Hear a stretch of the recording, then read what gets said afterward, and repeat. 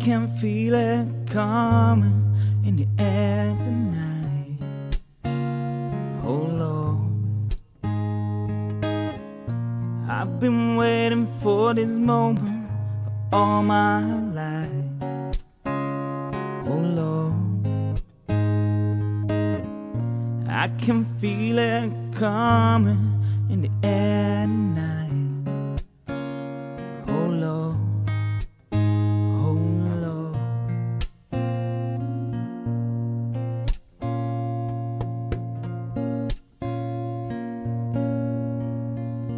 Now if you told me you were drowning, I would not lend you a hand. 'Cause I seen your face before, my friend. I don't know if you know who I am, but I was there and I saw what you did. I saw with my 209s. Wipe off that grin, I know where you've been. It's all been a pack of lies. I can feel it coming in the air tonight. Oh Lord, I've been waiting for this moment for all my life. Oh Lord, I can feel it coming in the air tonight.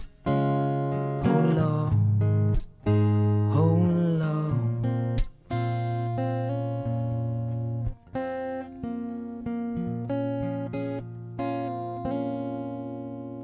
Well, I remember, don't worry. How can I ever forget? It's the first time, the last time we ever met. I know the reason why you keep the silence up. You don't fool me, but the pain doesn't show. The hurt still grows. No stranger, you and me. I can feel it coming in the air tonight. Oh Lord, I've been waiting for this moment for all my life. Oh Lord, I can feel it coming in the air tonight. Oh Lord, I've been waiting for this moment for all my life. Oh Lord, oh Lord.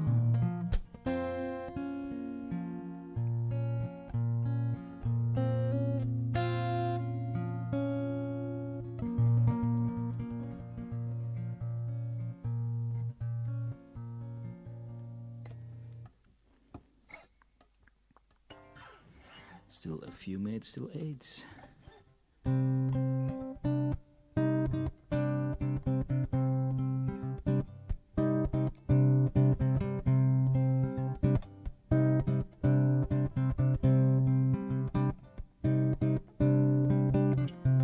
Step off from the train, I'm walking down your street again, past your door. You don't live here anymore. I see it since you've been there, and now you disappeared somewhere out of space. You found a better place, and then I miss you. Like deserts miss the rain, and I miss you. Like deserts miss the rain. Could you be there? You always were 2 steps ahead. ahead of everyone. Walk behind you while you run. Came by your house when you're always shouting down on me. Where I used to be, and I miss you. Like the deserts miss the rain, and I miss you. Like the deserts miss the rain, like the deserts miss the rain, and I miss you. Like the deserts miss the rain.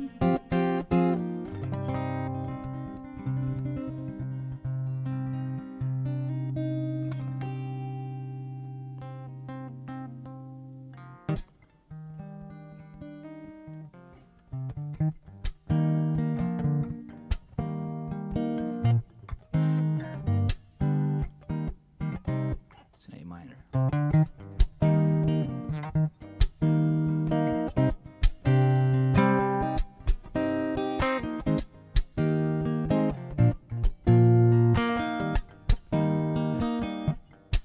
When the night is young and the land is dark and the moon is the only light we'll see. No, I won't be afraid. I won't be afraid, just as long as you stand by me. Oh, darling, darling, stand by me. Stand by me. Stand by me. Stand by me.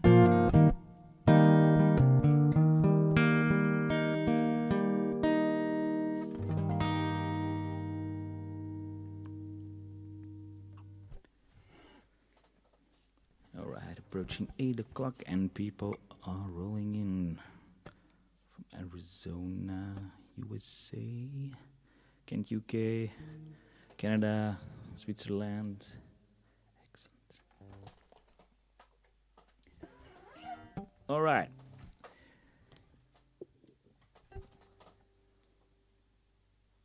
It's 8 o'clock, so we're kicking off.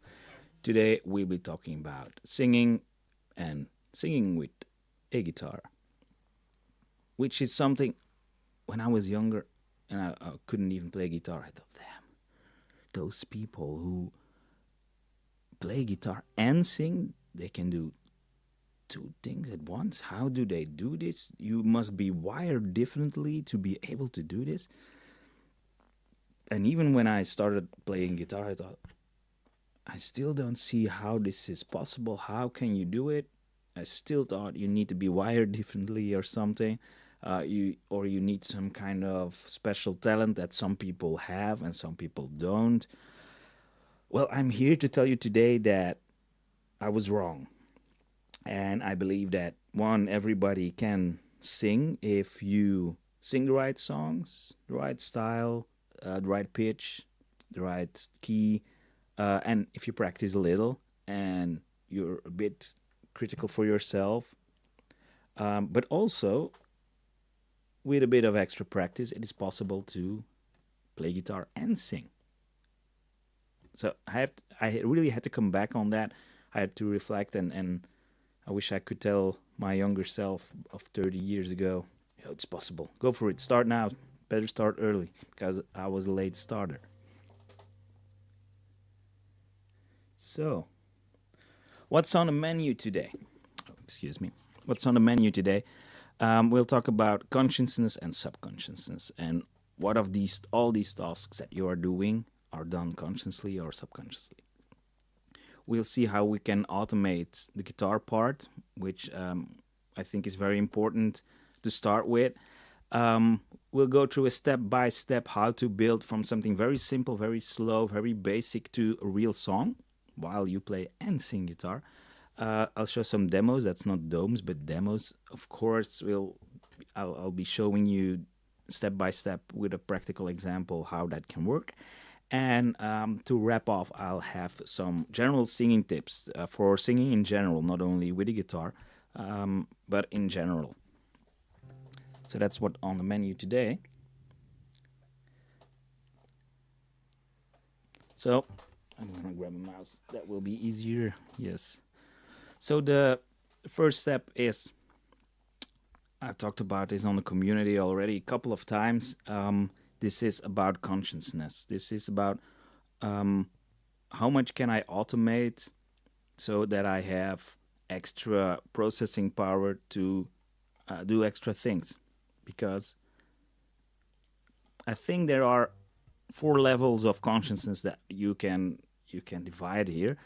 Um, Completely at the bottom, there's the subconscious layer.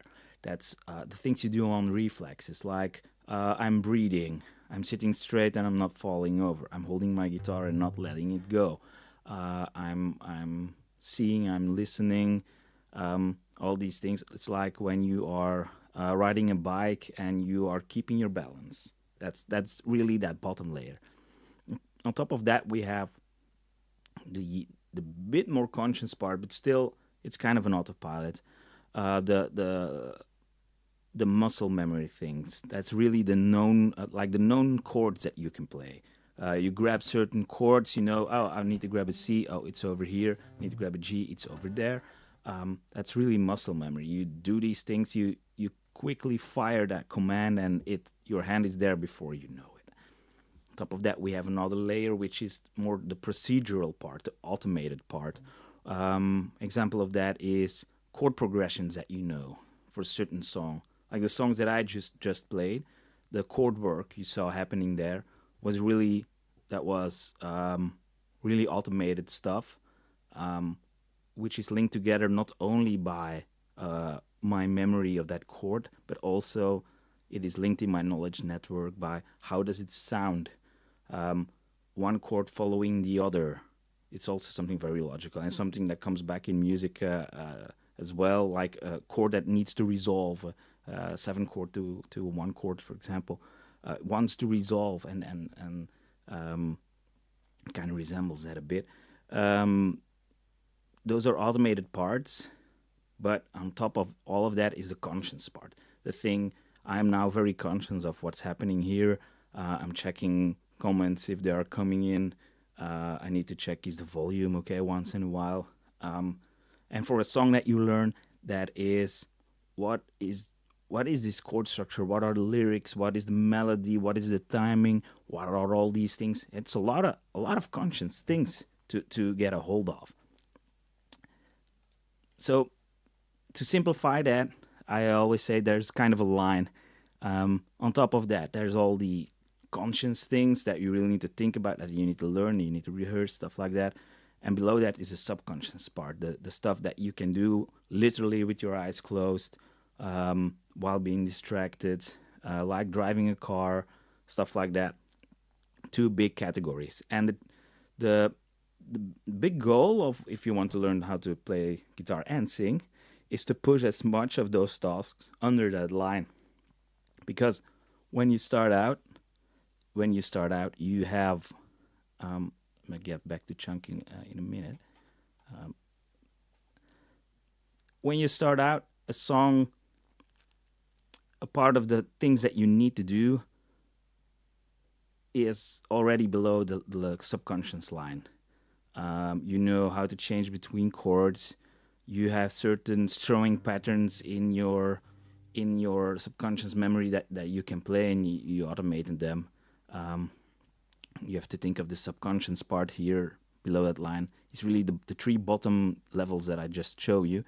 Um, Holding a guitar, not falling over, is of course also still part of that. But on top of that, there's a lot of conscious things that you need to do. You need to think about the song structure. Do I go to a bridge here or to a chorus? What kind of pattern is this song using? Oh, there's some new chords that I need to learn. What is the vocal melody? What is the timing of the phrasing? Exactly are the lyrics? And if you know all that, you can get very conscious of I'm performing. How is the crowd responding? Do I make a connection? Do I open myself up and do I exchange energy with my crowd? Stuff like that. That's very very conscious stuff, and you can get distracted by that while playing songs. So as much having automated as much as possible will give you more processor power, more processor time to do all those conscious things, to do these things right. Part of that conscious part is also listening to yourself, checking, am I still on the right track? Am I a bit in pitch? When you're on stage, you'll be challenged by sound from a monitor that isn't optimal. You have a loud audience. You have a high stage volume, other musicians around you that make it harder for you to hear yourself. So you need to be extra conscious there. So all the margin you have in consciousness will help you. So as I said, it's all about pushing as much of those tasks to below the line, automating them. So what's above the line, the conscious part, gets smaller and smaller. And I think, and I'm pretty sure that you need to start with your guitar part. Your guitar part will be in charge of most what is the rhythm, and of course, rhythm is king. Of course, also in this session, rhythm is king. But having this chord chord structure down, having this chord sequence down, having a pattern down, even if it isn't the real pattern, strumming pattern of the song, but it is your own, but it fits, then go for it. Having those new chords nailed and worked in, you need to have changes that are smooth. You can be looking and at your fretboard and losing time and messing up the rhythm. That's just not possible. Your song won't really happen without that. But as soon as you get that under the line, there's more room on top to do the other things. And while in a later step you learn to apply the vocals on those songs, and a lot of it gets automated. The songs that I just played, I've played them quite a lot already, but they started out by studying them very consciously. But now I can play them without rehearsing. I don't need to rehearse those songs. They really come on their own.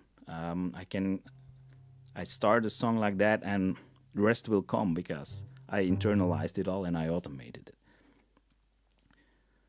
So free up those cognitive resources. I've shown here a little part about chunking. Chunking is about your memory groups certain things together in chunks. That's why I call it chunking, of course. And these chunks can be reused and are easier to remember. And in music, you can see those patterns as well. Several notes together, playing them becomes a chord, and you can really physically automate this. This is not only this physical part, but the link with how does it look when I put my fingers there? How does it sound? How does it feel? All this sensory information gets combined into this chunk. This is a chord. Several strums and combinations can create a pattern. Some patterns and their chords become sections. Sections can become a song. That's how it all gets chunked together. And these get tied together by repeating them a lot and using them a lot. And be able to reusing that is what makes it so modular. Like the chord thing that has a physical thing, an audible thing, a tangible thing. All of that together is a chunk that you can reuse. But first of all, you need to create that chunk. You need to create that chord. It needs to be there. And you need to be able to change from one chord to this specific chord. This is why Justin suggests the chord change exercise, where you just change between one chord and the other as much as you can, because it trains the muscle memory of this specific chunk of this specific change.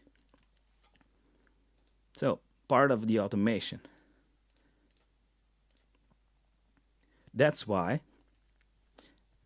I'm an advocate of practicing these things separately. When when people ask, should I start with singing as soon as possible and I play guitar, I usually give them the advice. It's okay to start early, but first of all, get some basic rhythm down, even if it's something simple. But practice, make sure you know your open chords at least, and you can do the changes between all of them blindfoldedly if you can. You can do them on yourself. You can do that with a drum track. You can do that with a metronome, so that you also can create the audible links. You need to have a solid rhythm layer first. You need to have the engine of the strumming, even if it's a simple pattern. You need to have that internalized in order to have enough below the line, so you don't have too much above this line of consciousness to work on, because you can't combine all these things together and learn them at once. You practice them separately, and then at a certain point you come to combine them. That doesn't mean that you combine them at a point where you can play the song perfectly right away, because, as you will see later on, we'll do this in steps, starting very simple. But you need, just like a train, you need to gradually speed up, make it more complex, and then it will come. Cool thing is, the more songs you learn to play like this and to sing with them, the easier it becomes for the next one. You start off with very easy songs, but it gets easier and easier and easier. So if after a while, if somebody says it's these and these and these chords, and you know the song a bit, then this process goes really fast, and you don't even know consciously which steps you were taking, because it goes so fast. So don't worry too much if it goes a bit slow in the beginning. It took me a lot of time to do my first song, and I think it was I was already playing guitar for years, and I did a version of Hey Joe with all bar chords, I think, and then I started singing over them. But it's been so long ago. So practice these things separately and create this guitar autopilot. People that are active on the community will probably have seen this already, that I made an article there about automation, and by this I mean all this engine thing, this you strumming a guitar, doing those changes. The more you can automate this, the better. That's why playing some guitar and focusing on guitar first and getting that rhythm right before starting singing is always a bit better to practice these things separately. But if you do start with guitar only for a song, grab a suitable song as a platform, and by suitable I mean something easy, something that if it's possible that you already know. That makes it a lot easier. Also for the lyrics, that doesn't need to be a complete song. It needs to be an easy platform to work on. Slow and simple strumming is okay. You can always upgrade and make it more complex later, as I have shown in making songs your own. You need to be able to feel what the beat behind the song is. So don't go playing complex, syncopated songs right away, but really go for the easy part. There's no shame in that, because you're playing these to learn how to sing with them. They can grow out to something in your repertoire, or they can just be practice songs as if you want to. But don't go chasing your dream songs. I'm talking campfire songs here. I'm talking comfort. And by that I mean it's optimal if you're able to play the chord changes blindly without looking. Challenge yourself, blindfold yourself if you can. You need to be able to get that rhythm straight as well. So the simpler the better, of course. Could be a really simple song, like Knocking on Heaven's Door, stuff like that. Same thing with vocals. You need to be, when you start to, if you want to start combining the lyrics, the vocals with the song, don't do that if you're not a fan of this song. You need to know and feel it, especially. And by feeling it, I mean by instinct. You need to know where to start singing because you know the song. If you play it, it will sound a bit differently than the original. So you need to have a good connection with the song, where the emphasis is on the beat, which syllable you'll be singing there. you're probably trying to sing the exact same phrasing as the original song, which is okay when you're learning, especially if you want to make your song as recognizable as possible. So you want to try to follow that. And there's different ways uh, to have different approaches to those vocals. Same as for guitar, try different approaches, different angles. Um, Trying different angles will create different kind of connections in your brain. Your knowledge network will be stronger with a lot more neural connections. Same for singing. Try singing with the record. Try singing without the record. Try singing the karaoke version. Even harder, try singing along with just a drum track that resembles the original one, um, or even just a very dry 4/4 on a certain slow rhythm, and try to fit your vocal phrasing of that song over it. That is already quite a challenge. It's harder than it sounds. So try that, and if you're really brave, try to do that with a metronome as well. That it's a bit a musical, but that will really challenge you. Also, try to sing some of the songs a cappella without a good reference tone. You will be forced to find the right key for yourself. Most of us don't have absolute hearing, so they won't know what the exact tone is where to start the song on. But by doing this, you will automatically start searching for a range that fits you. And that's really important. If you want to sing, you need to sing in the range that fits you most. That's why you need to be in control of songs so that you can transpose them up or down to a range that fits you most. If you see me singing, I will be playing with a guitar. I have a capo now on 5, while my guitar is tuned 2 steps down in order to sing Paul Simon songs a bit, a bit okay. Um, so that's all a result of me finding a good range of what is the instrument, what is my voice, what are the songs I want to play, and how can I control them. And singing a cappella will make you search that good range for you right away. So what could be good starter songs for you? Of course, as I said, the songs that you know by heart, that you are a fan of, but that are as easy as possible. Knocking on Heaven's Door, Horse with No Name, Three Little Birds are good examples of those. There are plenty more. In Justin's beginner's course, you will find a lot of songs that are suitable to do that. But by any means, find your own songs to do that. The songs that you like, uh, they could be your campfire songs for those who checked the repertoire session. All right. So what's up next? As I said, you need to take control. Um, to sing and to play in your optimal range, you need to be able to transpose a song to the range that fits you most. Uh, if you want to play along with the original, then you can try to work that out. But in many cases, that will be quite a challenge. Some notes will be too high or too low, or just doesn't feel too comfortable. Try try to find that optimal range for you. There is a live club about transposing with and without a capo. Check that out to grab that kind of control.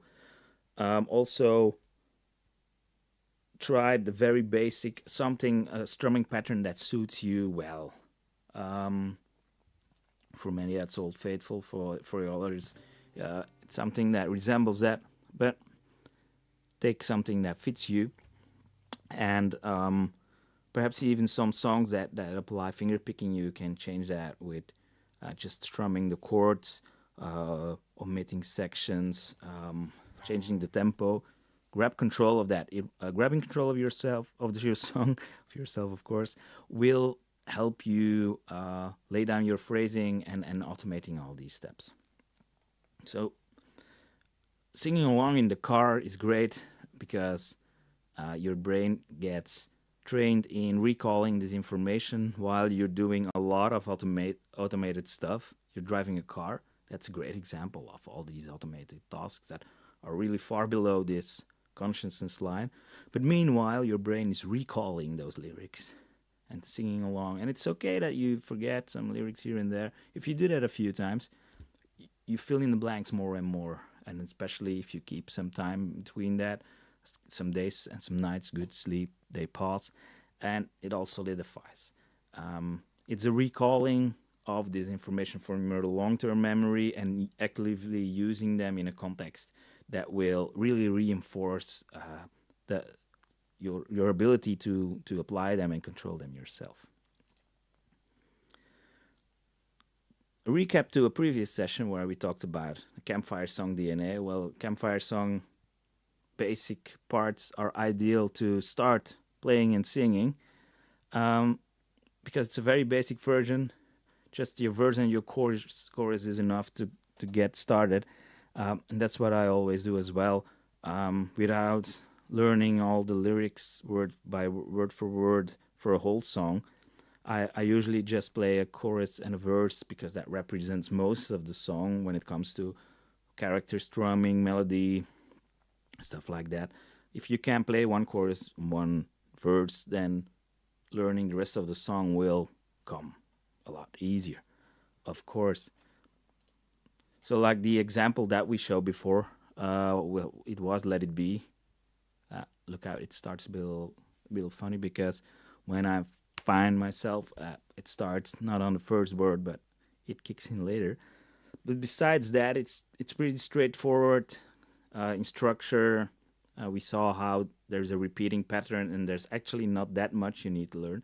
But if you can put this chord chart in front of you, and you can start with the really basics while looking at this chord chart, then you can very slowly add complexity more and more. And that's what we'll see now when we go for complexity.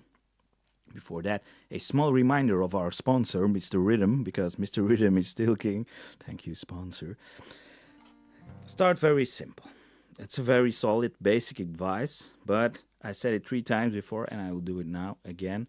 But the simplicity is for everything. It is for your words, it's for your melody, it's for your strumming, it's for everything. And you'll do this in a parallel.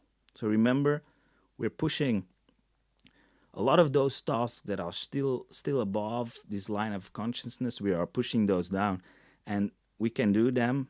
You can do that by practicing them separately.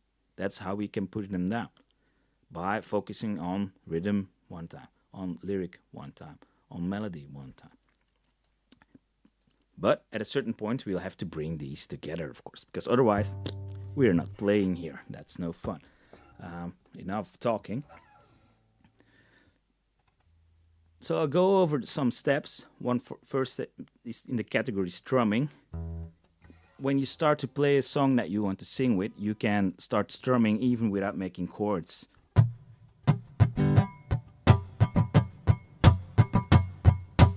Make sure that you got the basic rhythm of your specific song that you have in mind, that you got this down. Does it feel right? Does it get you in the flow? No woman, no cry. Yeah, that works for me. Okay, I'll go for that. The next step could be I'll do 1 chord per strum. Let's say for the Let It Be example, and that's just playing a song. What does it look like? C, G. Hey, I'm playing too many strums. I'll have to refrain.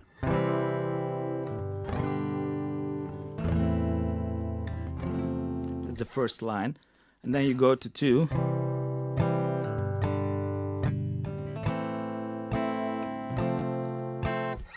And that works. But meanwhile, you will be adding lyrics, stuff like that, and I'll go into that right away.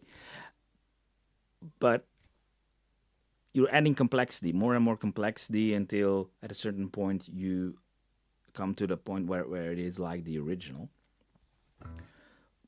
So in parallel, while we start very basic here, I'll get back to these distractions. Excuse me. In parallel, we'll do that for vocals as well.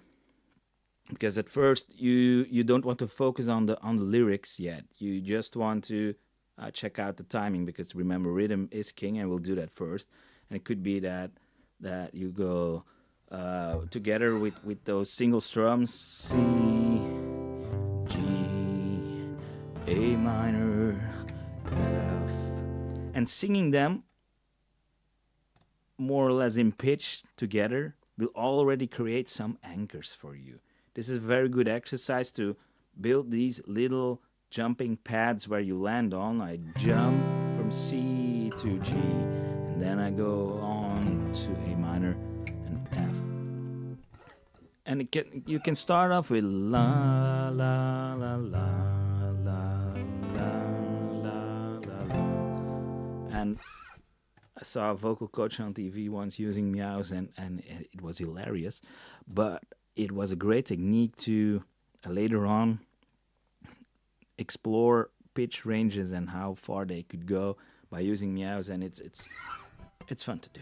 Meow meow meow meow meow meow meow meow.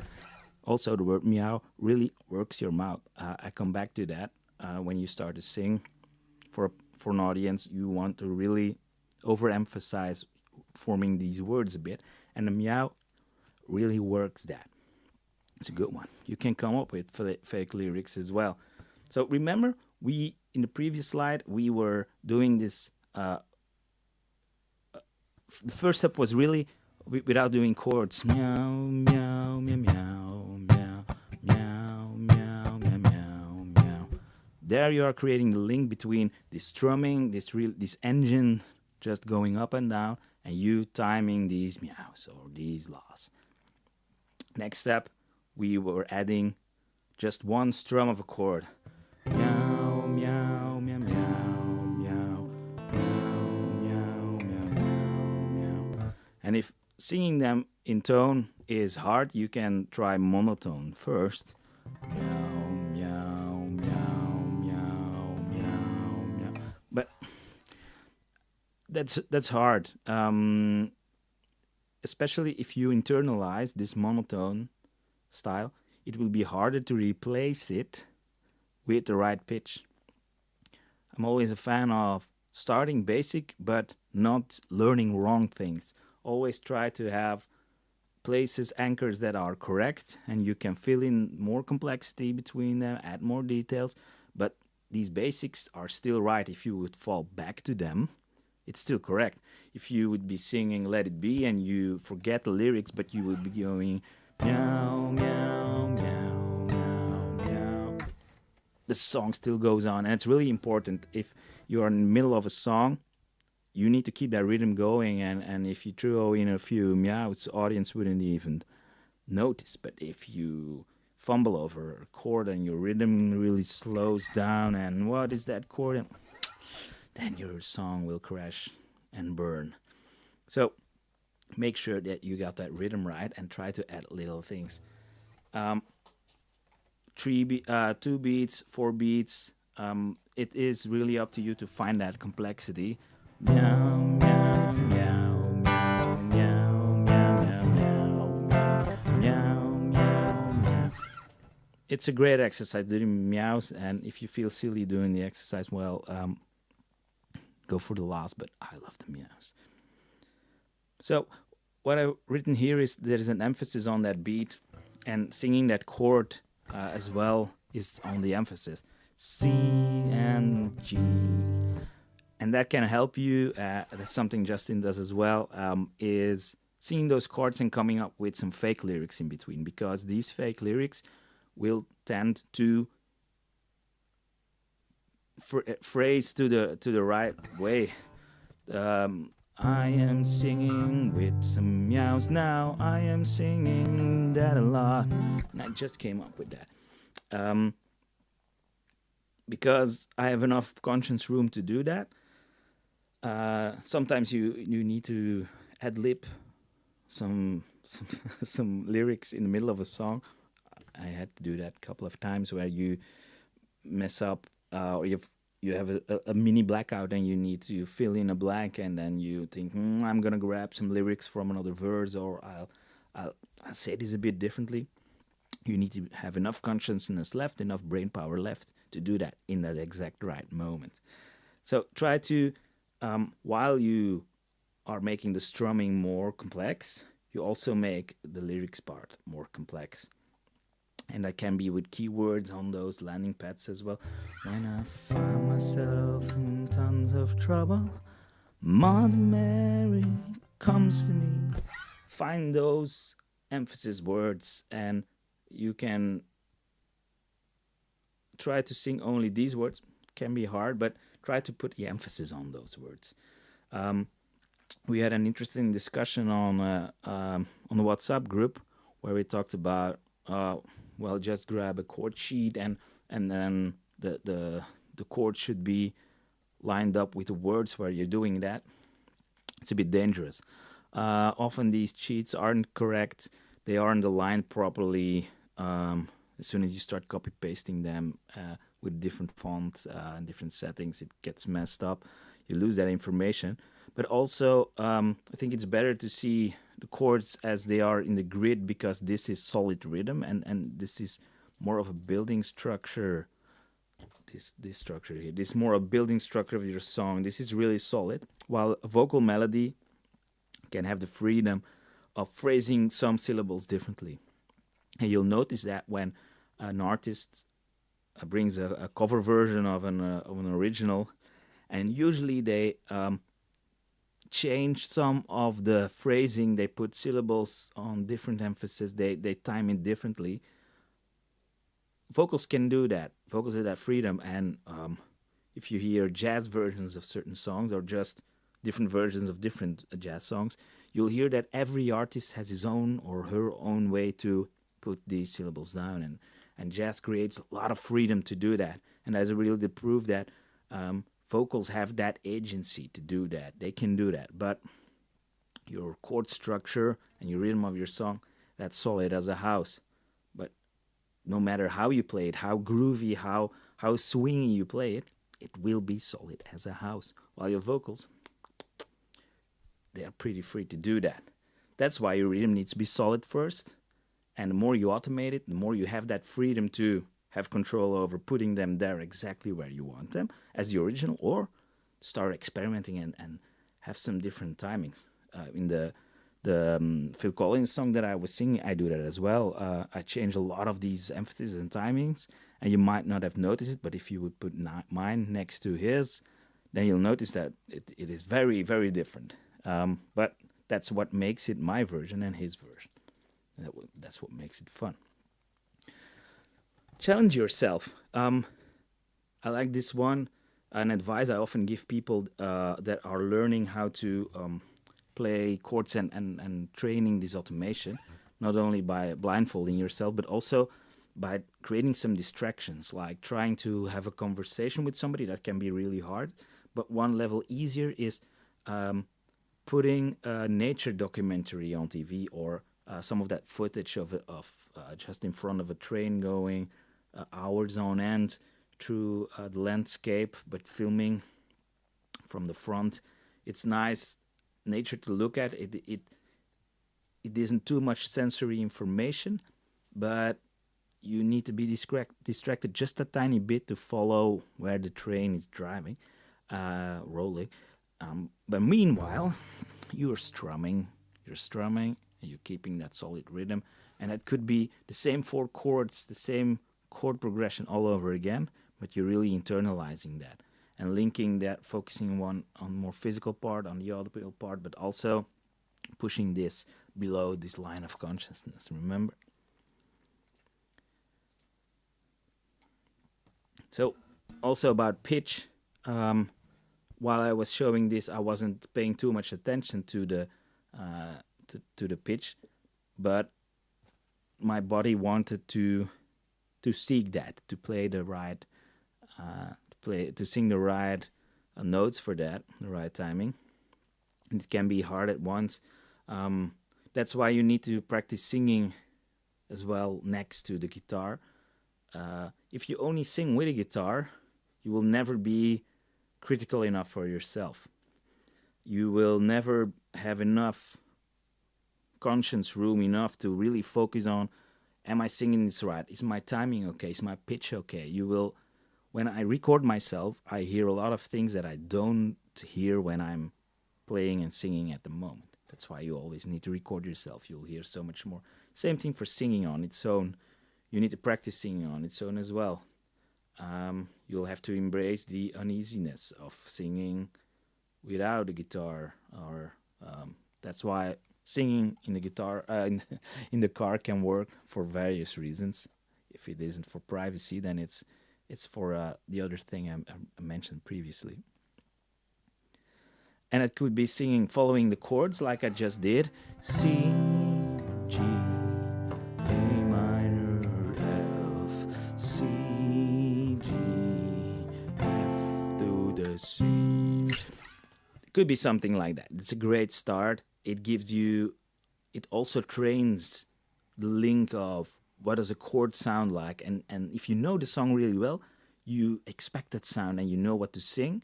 The guitar will enforce the sound. Yes, that's right. You thought correctly. Indeed, this is the sound. If you were not, you were automatically corrected by your guitar. So singing chords out loud is really a good step in between going to the lyrics.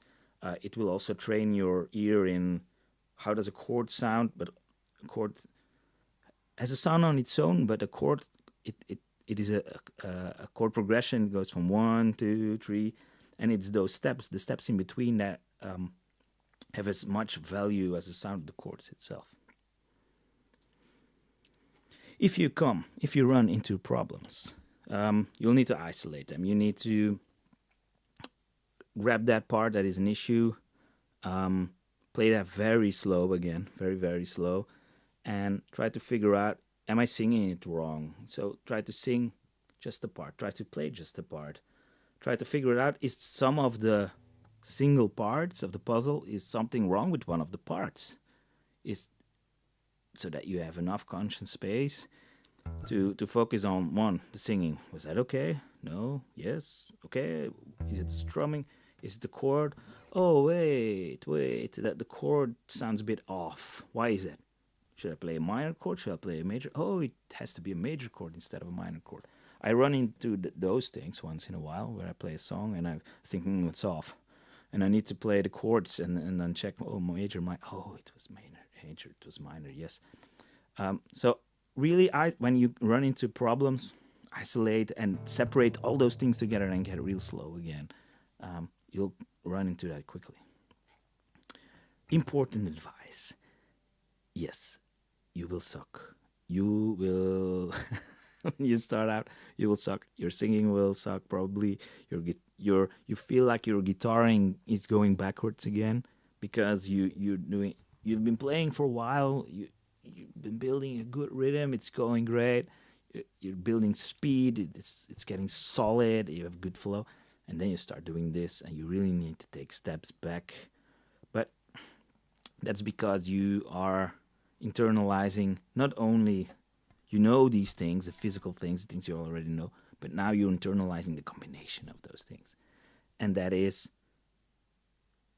1 + 1 is 3 when it comes to complexity. So you'll have to be patient with yourself. Do this gradually. Know that for some it suddenly clicks and they leap. It doesn't work and then they leap. That doesn't work, and then they leave. For other people, it's a rather straight line going up. You'll notice that everybody has his or her own curve, so you'll have to be patient with that and get used to failing. It can be frustrating for those who have been struggling with bar chords or they have conquered their first chord shape. It's kind of similar, and especially when you're learning bar chords and you're not smooth with that yet, get them smooth first, smoother at least. You can already start to sing with open chords if that's easier then, but your transitions need to be smooth. You need to have enough internalized first to have a solid base to comfortably build upon. If there's not enough below this line of consciousness for your bar chords, then my advice would be focus on that first, make the engine go, run smooth, make it purr, and then then go singing on top of that. You can practice your singing with open chord songs already. Before we go to the general singing tips, like the example I just gave you, um, a lot of songs might have the F chord. Same advice there. If you're not that smooth with your F chord yet, um, work on that first. There are a lot of other songs that you can practice with. Um, it's really imperative that that F chord goes smooth. A lot of them work them in their songs. Examples that I use as well. But it can also be a bit of a part of the practicing. Changing two Fs in certain chord sequences, like in the Let It Be that just shown, or the say, I remember how we used to say, No Woman, No Cry. I've internalized that song so hard that I start to sing, and then the title only comes to me. That's to say how automated it has for me. So I remember how we used to sit. So just bringing down single strums doesn't hurt your guitar playing. You are now giving your brain more space, more conscious space to think about the singing. What are the words? What is the phrasing? What is the pitch? That is a lot. Because meanwhile, you also have to listen. You have extra sensory load of I'm not only playing guitar, I am singing. Am I singing it right? Am I timing it right? Single strums are enough. And as I said, if single strums are already a bit too much, you can try strumming. Say, I remember how we used to sit. And I already start to putting in a bit of fantasies there. It can show you the way on where you want to go with your song. And meanwhile, add some strums, just down strums as well. Go for two strums. Say, I remember how we used to sit. They're just two strums, but that already start to sound like a real song. But if you can't keep those two chords in a good solid stream, in a good solid flow, evenly paced flow, then don't step up yet. Try different words, try the meows, try the monotone, but always make sure that your rhythm comes first, that your rhythm is solid. You can only upgrade if your rhythm allows it. That's what I really needed to say before I went to the general singing tips. These general singing tips, they are for everybody that sings with or without a guitar. Some things that I picked up along the way, but some of them will be applied, of course, to singing with a guitar. And the first one is get up, stand up, find a decent strap. To stick with Bob Marley. This is the best advice I can give somebody. So I kind of sinned by sitting here and singing because I didn't want to change all the camera setup. But you will gain stability. You will gain range. You will gain breath. All of that, you will gain confidence. You will all gain that when standing up. That's why I strongly recommend practicing playing standing up if you want to sing someday, or you're already practicing that. Standing up really adds range to your singing, and has a good physical reason, because if you sing properly, not from your throat but from your diaphragm really pulls down to open up your lungs, and standing up gives you some extra support for this system. You've muscles in your tummy that support all that, and you can even feel that. And the best way to test if you are speaking or singing that way is imagine somebody passing on the other side of the street. So you're on one side, somebody's on the other side. You see him passing somebody you know, and you want to grab their attention and you yell, "Yeah, hey!" You're standing straight, you're on your feet, and you yell, "Hey!" You employ a certain energy to project that, and you'll notice if you keep your hand on your tummy and you feel everywhere, you'll notice where there's a bit of tension. And this is the support that your body creates to be able to create this kind of volume, this kind of power. And this system is only supported properly when you are standing up. So if you are singing along with a song in a car, it's possible that you can't reach certain notes, but while you're standing up properly, you might.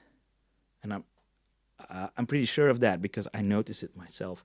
A lot of songs I can't reach while singing them along in the car, but when up here and I'm standing up, they work, and that's no coincidence. So find a decent strap and start playing standing up. Don't worry too much if your guitar is too high. You can never hang your guitar higher than Tom Morello. So, and he's in one of the coolest bands there ever was. So don't worry about that. And combine that with playing blind, of course. Be it getting that engine going no matter what happens. Playing blindfolded, being distracted by stuff. Combine those two, and you have a strong basis already. Then, what's next? Also a very physical tip. Standing straight, but loosening your shoulders. You need to stand straight to have this strong support, but your shoulders need to relax.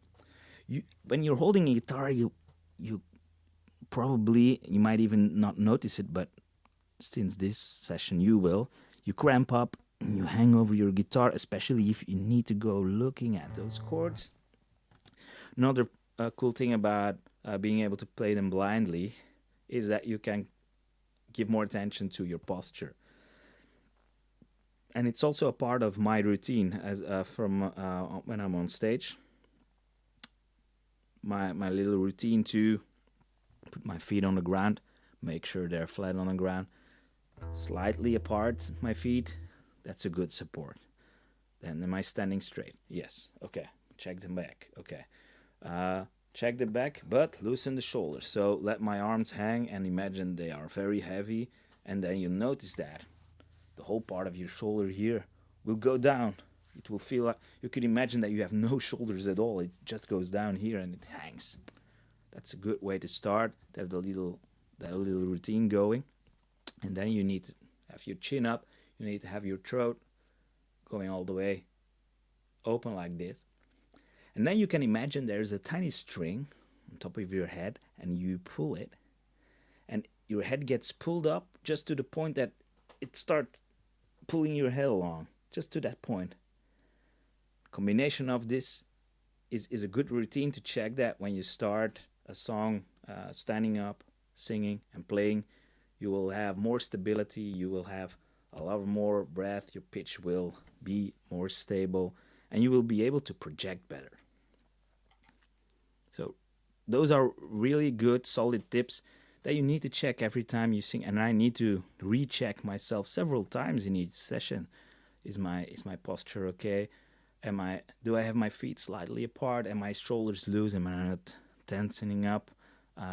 So this, for me, sometimes decide whether a guitar is fine for me. How do I feel? How is my posture? That's why I don't like those big dreadnought guitars, because I feel like I have trouble with finding a good posture doing that. So sing from your diaphragm. I just told you. You can practice your breathing. You can check out online a method called staccato breathing. Is based on having a short inhale, short and powerful from the diaphragm, not just your mouth, but really inhaling it without doing this with your mouth and your throat, but your mouth is barely open, but still you try to draw in a lot of air in a really short time. And then you go breathing it out in bursts, and then you feel your diaphragm working. That's what does that. It's not your mouth doing this. No, it's your diaphragm. It first it pulled as much air as it could inside by pulling down and opening your lungs, and then it's gradually pushing out that air. That's a good exercise. You can do it everywhere. You can do it sitting down in your car as well. It's also very good breathing exercise to relax. So in really dead moments, I do that to practice my breathing, but also just to relax.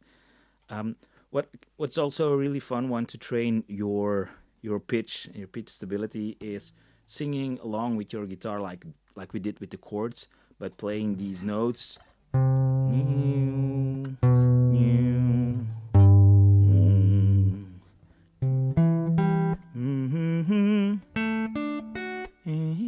That's a bit hard. Um, so trying to find where those notes are and singing them along. That's a really good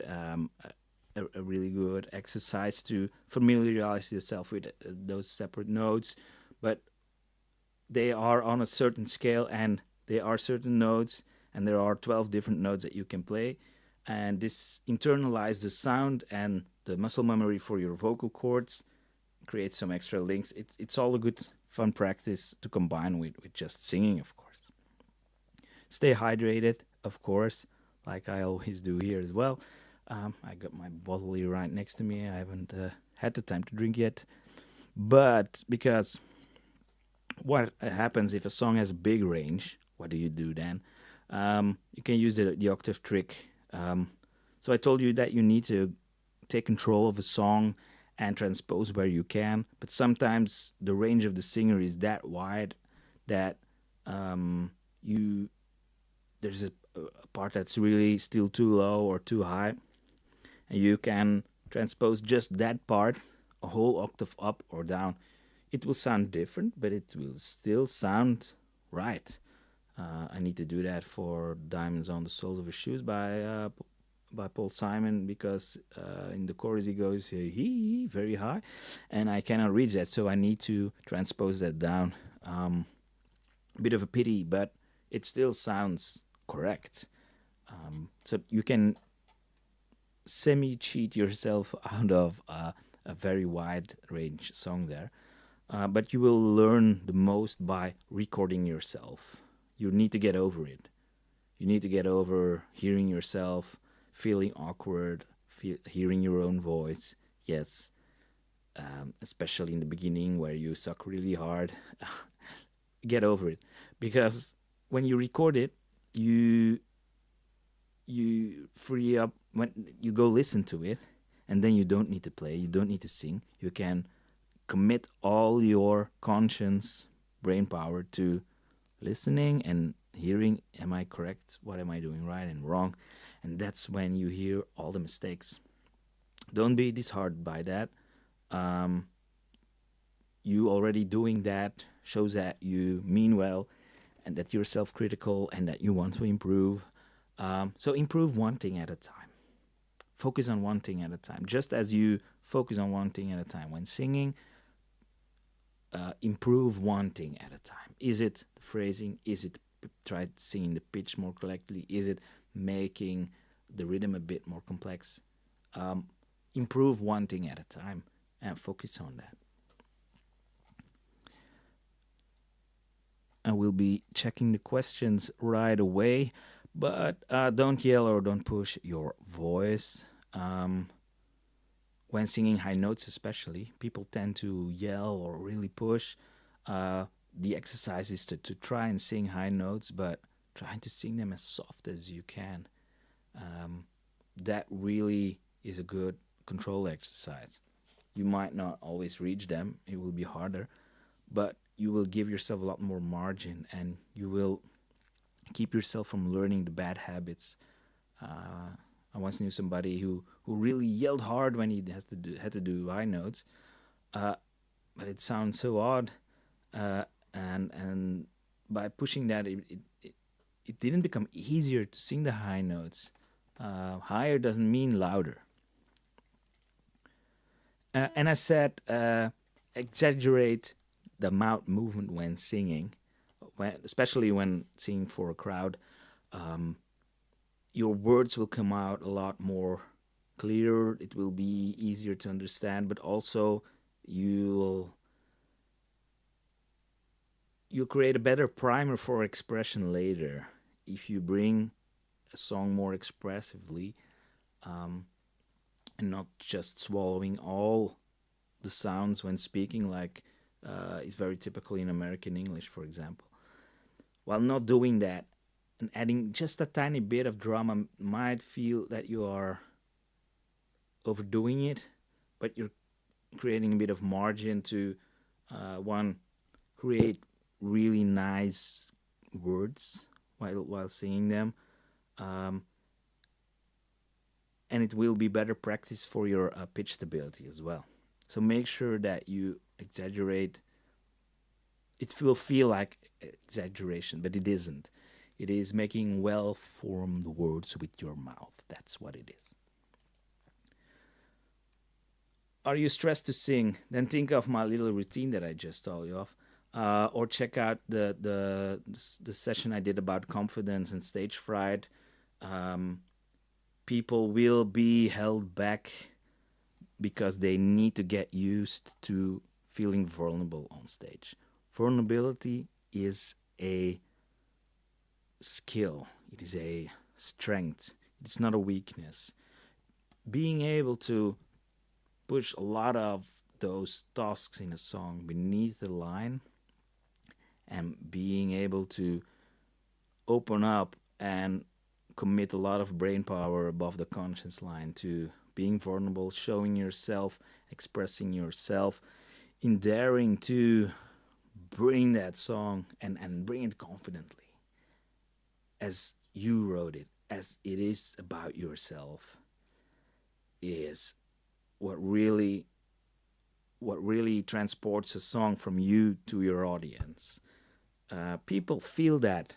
Some things they can tell because they see and hear it and they can put a label on it, but much of it they do not recognize. They just feel they get the impression, but they're not sure why that happened. And this has a lot to do with showing your vulnerability and singing in front of people. If you're not used to that, it takes some training in showing that vulnerability.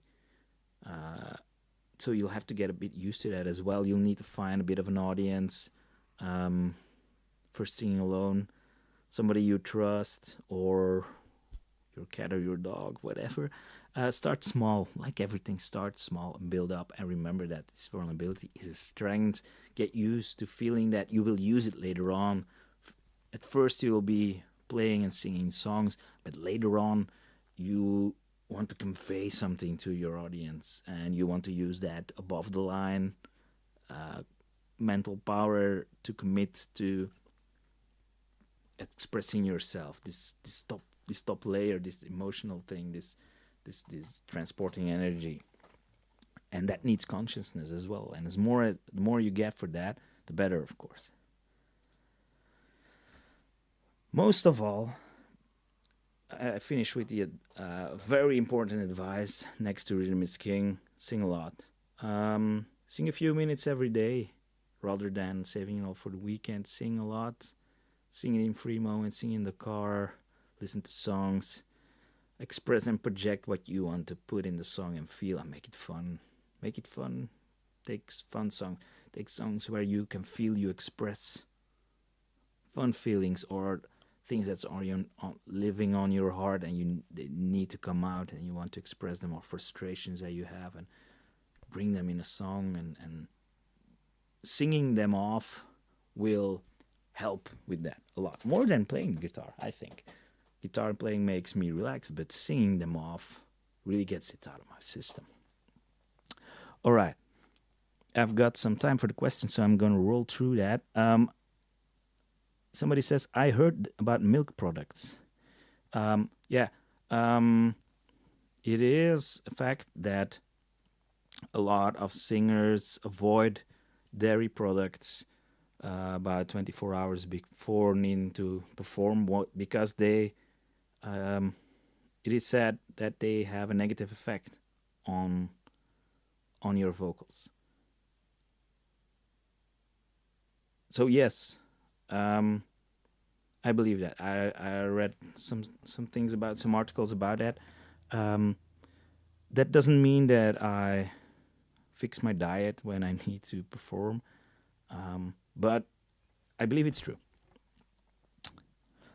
When your voice breaks emotionally during a song, do you have a trick to prevent this? Oh, this is a good question because I don't have a real trick, and there are some songs, some parts that really strike me deep. Um, that's why I practice those a lot. And I even when practicing, I sometimes choke up. Literally, they can really shut you down, and you need to find a way to to to express that kind of energy and impact that it has on you to the outside. It needs to get out. There's You can only practice to prepare for that. If it happens, then you'll need to switch to some kind of whispered, softer song, a softer singing, perhaps slowing down or creating that a tiny silence of the voice and making the chords go on for a while, and then you need to pick up again. You need to prepare for those situations if you know that this song has that impact on you. But that means you got gold. If you know that this song has this impact, then you know I can prepare for this, and this song will be an excellent vessel for me to express these feelings. So if you already know of some songs that you are working on where you have that, um, they will have the potential for you to grow with that song and to really reach your audience. So don't see that as much as an opportunity as a threat. Um, Even more so an opportunity because you can really learn to work with that. Um, let's see. Somebody wrote sometimes you need to deaden or mellow a song first, sing it often enough. Yeah,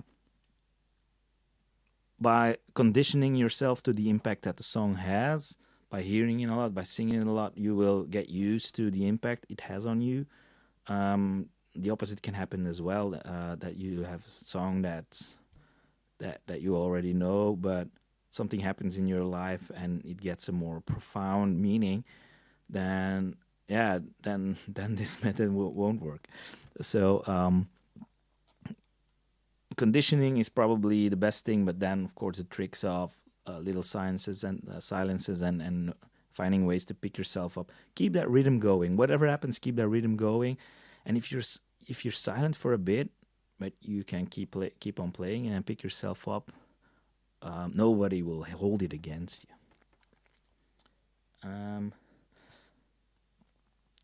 Additional advice to sing finger picking, that's a whole different session, I think.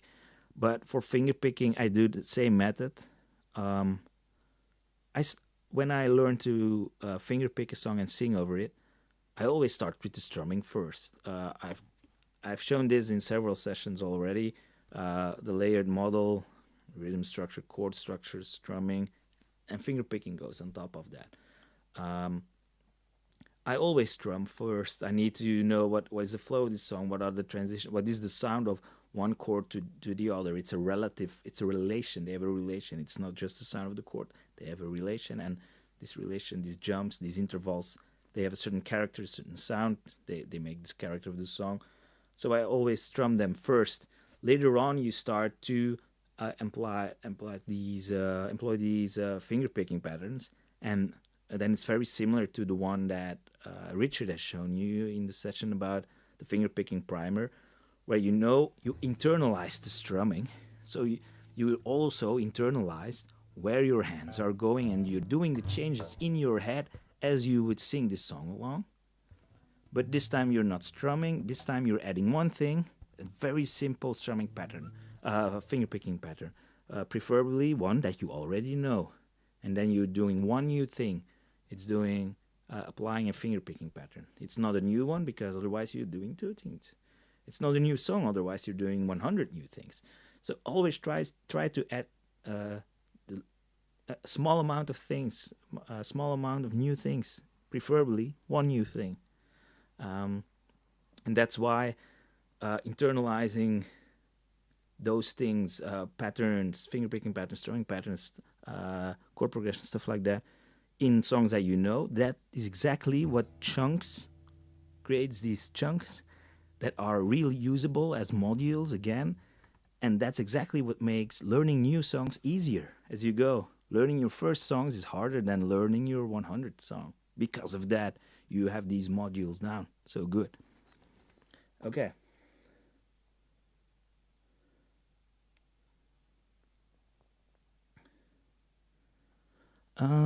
Let's scroll up. How to recognize pitches. I can match easily, but I don't know how to recognize. Me neither. I do not have an absolute hearing. I I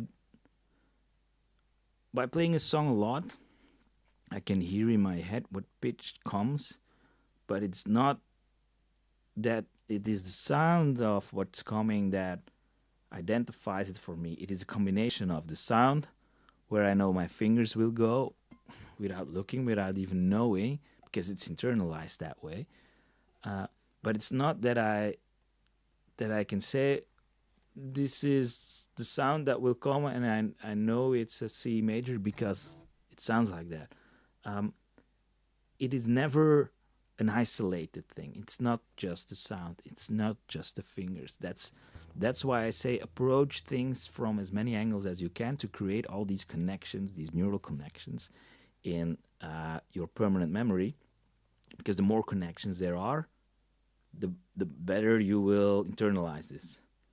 Sound is only one connection. What you feel, what you see, what flow you're in. There's a whole different degrees of that. So don't worry about too much about not being able to do everything by ear because it's never only the ear that does it. Okay, let's scroll some more. Somebody mentioned, yeah, coffee too. Um, I removed the slide from the previous session, but be wary with alcohol and coffee. I never drink alcohol before a gig. I almost completely quit drinking, but especially before a gig, I won't do it because it dehydrates. And coffee as well, but nobody's gonna steal my espresso. But yes, I compensate with a lot of water. Yes, I drink a lot more on gig day, starting from beginning of the day. I forgot to mention that. So good thing you mentioned. Thank you. Um, what I didn't mention as well is um, while doing those single strums, add physical things as well. Add a nod. Add a foot going down, a foot tap. When you're practicing a cappella as well, use claps, use finger clicks. Um, just use your hand going down. That's simulating a beat. Sun lights up the daytime, moon lights up the night. I light up when you call my name. When I do stuff like that, when I sing a song a cappella like Fever, uh, it really helps me to stay in that groove. That it's not for show that people do that. It is really to create a link of this rhythm that you can't hear, but link it with the physical thing, and the physical thing will fire up all that's connected in that chunk, and it will help you get a better feel with that rhythm. That's how it works. Somebody asked, "Will it help to learn basic solfege and sing fa for the um, learning written notes? Will that help?" Um, I might be sinning for a lot of people, but writing and reading solfege is that's notes on bars, stuff like that. Um, it's do re mi in the solfege, or it is C D E F G with the letters. Being able to write or read them is great if you play classical instruments and you need to be able to have a the exact version of what needs to be played written down, and you compose and you need to see the relation between all the instruments. um, Learning that, does it help a lot? I rather say, excuse me, I rather say next to a guitar, it would help you more to have a simple piano, even a toy piano, and hearing notes there, and singing along with those. But you, as you are playing guitar, you need to sing melodies and sing along with chords just as well. But by all means, throw that in the exercise. But I think um, doing that on a piano and hearing it and playing it and seeing it, which keys you're playing, will help you more than the part on paper. Um,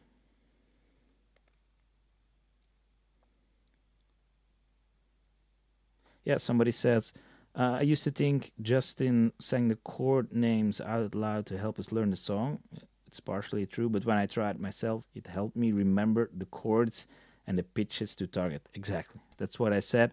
That's why I think it isn't silly to do that. It is actually a great step in between to create these connections. So by all means, try it.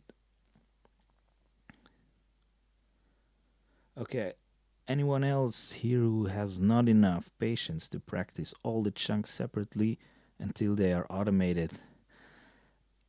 That's why you should start with really simple songs, which you already know very well because you already internalized the rhythm. Perhaps not playing it yourself, but all the rest of it you have. Um, the lyrics as well. If you sang along to a certain song a lot of times and you know one verse and one chorus, you have more than enough to work with.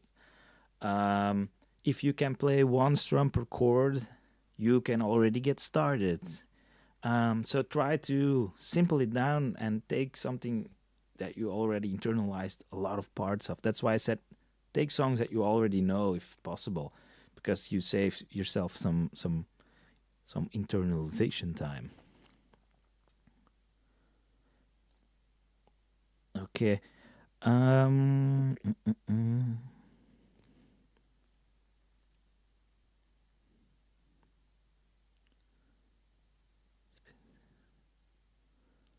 Somebody said about posture. Yes, I mentioned those. Okay, let me scroll down. I think there's no new question. No, okay.